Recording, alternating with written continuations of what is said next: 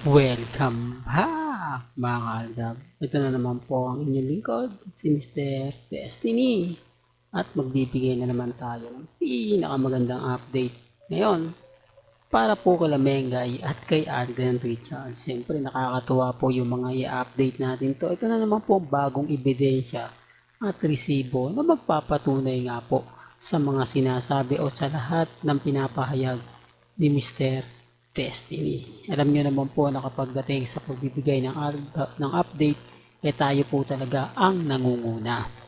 Ito yung part ng video mga kaaldab na kung saan nga po ginawa ni Arden Richards kay Mengay, no? Ito yung mga masasabi mong talagang 101%. Di po ba? Sabi ko nga po sa inyo, pagdating sa pagsayaw, talagang napakahusay ni Alden Richards. Kaya nga po yung inalok sa kanya ng Star of the Floor, talagang kinuha niya. Pero sabi nga po ng iba ng mga malalapit kay Alden, hindi naman daw kunin talaga yan eh. Kumbaga, pahingan po muna dapat talaga si Alden Richards. Pero, dance ang pinag-uusapan eh.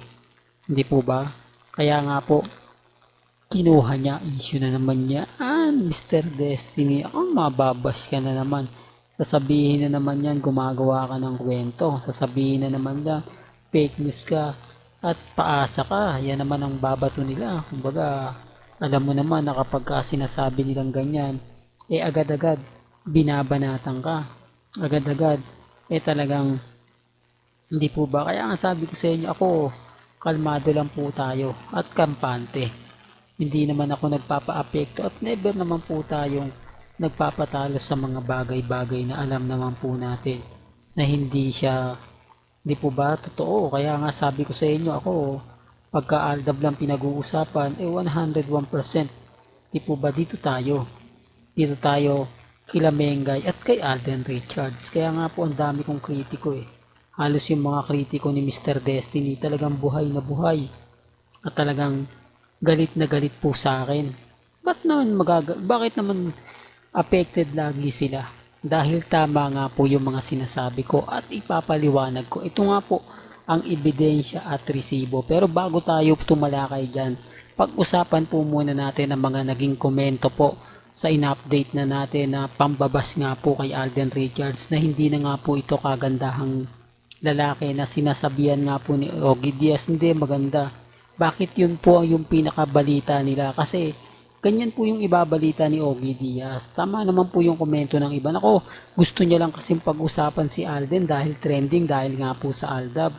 Hindi niya magawang pag-usapan yung Aldab kahit yung mga Abante News, Philippine Star ngayon, Inquirer.net, talagang kumbaga si Aldab ang pinag-uusapan yung 10th year. Tapos ito pa po yung mga palabas sa YouTube channel ng 8 Bulaga. Gustuhin man po kasi ni Ogie Diaz na ibalita nga po ang Aldab, lalo na nga po ang Philippine Arena na kung saan dumagundong sa buong Pilipinas. So, real talk to ha. Baka sabihin nyo na naman ako, hindi na naman totoo. Hindi po ba niyanig ng magnitude 10 ang buong Pilipinas? Biruin nyo, tayo lang po makagawa ng record sa buong mundo sa Twitter. Hindi ba naman mayanig yan? Bakit hindi po mabalita ni Ogie Diaz? Bakit yung mga ibang website, yun po yung tinatalakay? Kasi nga po, may issue po talaga si Ogie Diaz sa Alnab. Ganon din po si Christopher Min, kaya hindi po sila makagalaw. Hindi ko po katulad ng mga ibang newscaster o yung mga vlogger na wala naman pong issue about sa Aldab. Ayan, naiinggit po sila. Kaya nga po siguro para makakuha lang po ng update ng balita kay Alden, ganun ang ginawa nila.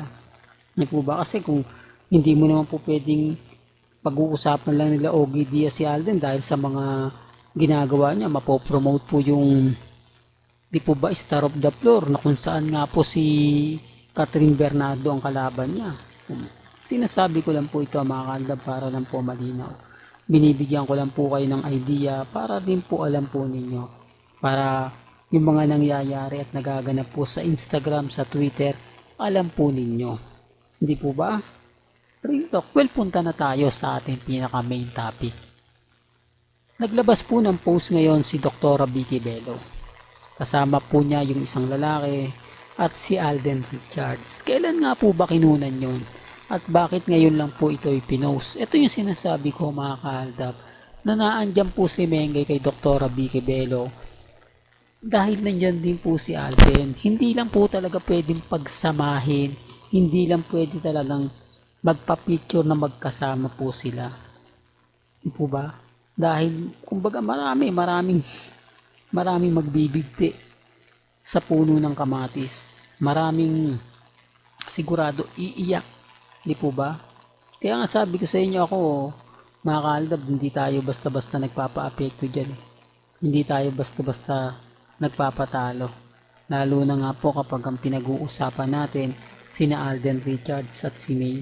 Bagamat maraming kwento, maraming sinasabi na ganito na Mr. Destiny, fake news yan. O, kita nyo? Sino ngayon ang basag? Sino ngayon ang nagsasabing hindi pumunta si Alden Richards o wala si Alden Richards kay Dr. Vicky Bello? Hindi po ba sila rin? Hindi po ba nababasag po sila sa mga ginagawa po nila? Patunay lang po mga kaaldab. At siyempre respeto na lang po sa mga taong kumbaga hindi tanggap yung mga sinasabi ko, yung mga pinapaliwanag ko.